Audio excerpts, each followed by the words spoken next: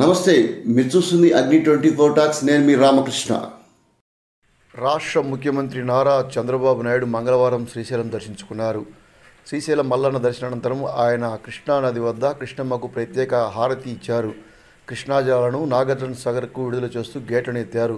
ఈ సందర్భంగా అర్చకులు ఆయనతోటి గంగమ్మకు ప్రత్యేక పూజలు నిర్వహించి సారె సమర్పించారు. అనంతరం ఆయన గేట్లను వదిలి సాగర్కు నీరు వదిలారు. ఈ సందర్భంగా ఆయన మాట్లాడుతూ, ఈసారి పైన వర్షాలు బాగా కురవడంతో శ్రీశైలంలో ముందుగానే జలం చేరిందని, శ్రీశైలం నిండిందని, ఇది చాలా సంతోషదాయకమన్నారు. ఈ సందర్భంగా ఆయన ప్రత్యేక పూజలు నిర్వహించారు. ఈ కార్యక్రమంలో మంత్రి నిమ్మల రామానాయుడు, ఎంపీ బైరెడ్డి శబరి, స్థానిక ఎమ్మెల్యే బుడ్డా రాజశేఖర రెడ్డి, అధికారులు పాల్గొన్నారు.